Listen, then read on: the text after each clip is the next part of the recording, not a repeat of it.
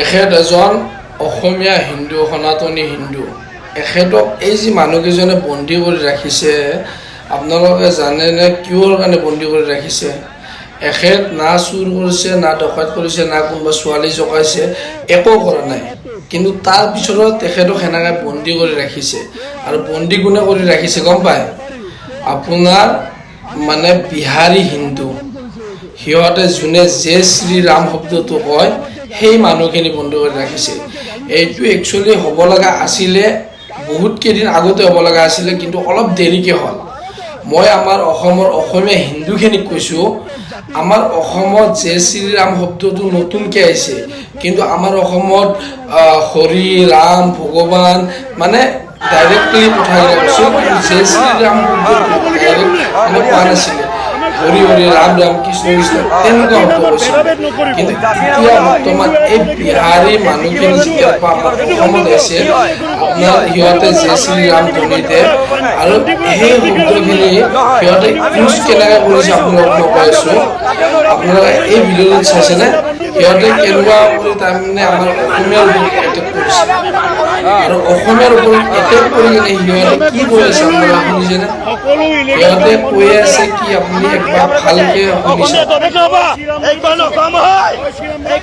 সিহঁতে কৈছে আমিও হিন্দু, আমি হিন্দু হিন্দু মিলি থাকিব লাগে, মানে হিন্দু হিন্দু মিলি থাকিব লাগে। হিন্দু আপোনাৰ অসমৰে হওক বা ইণ্ডিয়াৰ বাহিৰৰে হওক, য'ৰে হওক, মানে হিন্দু আল্টিমেটলি হিন্দু হিন্দু মিলি থাকিব লাগে, সেইটো কথা কৈছে। সিহঁতে ভিডিঅ'ত ডাইৰেক্ট স্পষ্ট কৈছে আমি হিন্দু হিন্দু মিলি থাকিব লাগে, কিন্তু আমি বিহাৰৰ সেইটো বাদ দি আমি হিন্দু, আমি মিলি থাকিব লাগে, সেই শব্দটো কৈছে। আৰু এনেকৈ প্ৰথমৰ পৰাই এই বস্তুটো হিন্দু হিন্দু মিলি থকাৰ ব্যৱস্থাটো কৰি কেনে আজি আমাৰ অসমৰ মানে গুৱাহাটীৰ কিছুমান এনেকুৱা এলেকা আছে, যিবিলাক এলেকাত আমি যাবই নোৱাৰোঁ। আমি অসমীয়া হৈ কেনে, খিলঞ্জীয়া অসমীয়া হৈ কেনে আমাৰ তাৰমানে তাতে কোনো দপদপনি নচলে, আমাক কুত্তাৰ দৰে ব্যৱহাৰ কৰি দিয়ে। আনকি আপোনাক মই কৈছোঁ, আঠগাঁৱত যদি আপুনি কিবা এটা বস্তুৰ কাৰণে যায়, তাতে বিহাৰী মানুহখিনিক বিহাৰী ভাষাত ক'ব লাগিব, হিন্দী ভাষাত ক'ব লাগিব, অসমীয়া ভাষাত কথা ক'লে আপোনাক উত্তৰ নিদিয়ে, ৰিপ্লাই নকৰে। আপুনি পল্টন বজাৰত যাওক, পল্টন বজাৰত ছেম কণ্ডিশ্যন। আপোনাৰ কিছুমান এনেকুৱা এলেকা আছে, যিবিলাক এলেকাত তাৰমানে অকল মাৰোৱাৰী বিহাৰী মানে আমাৰ অসমত নহয়, আৰু কমপ্লিট জেগাখিনি সিহঁতৰ মানুহে দখল কৰি লয়।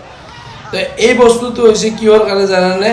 আপোনাৰ এই জয় শ্ৰীৰাম হিন্দু, আমি হিন্দু মিলি থাকিব লাগে। মানে একচুৱেলি চাওক, হিন্দু হিন্দু মিলি থাকক, কিন্তু হিন্দুটো ক'ৰ সেইটোতো চাই লওক আপুনি।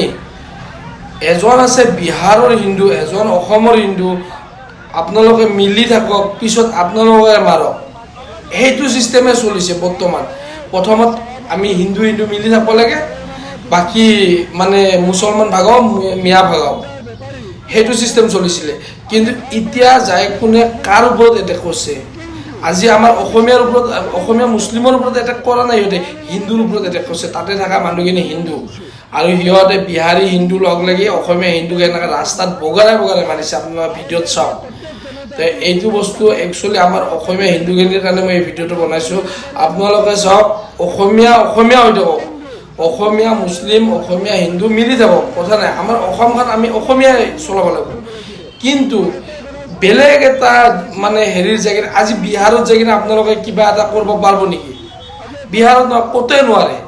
অকল আমাৰ অসমখনতে মানে যিকোনো হেৰিৰ পৰা মানুহ আহি কেনে ইয়াতে অসমত যেনেকৈ ইচ্ছা সেনেকৈ থাকিব পাৰে, বাকী আমাৰ অসমীয়া মানুহ যাই কেনে তাতে সেনেকৈ থাকিব নোৱাৰে।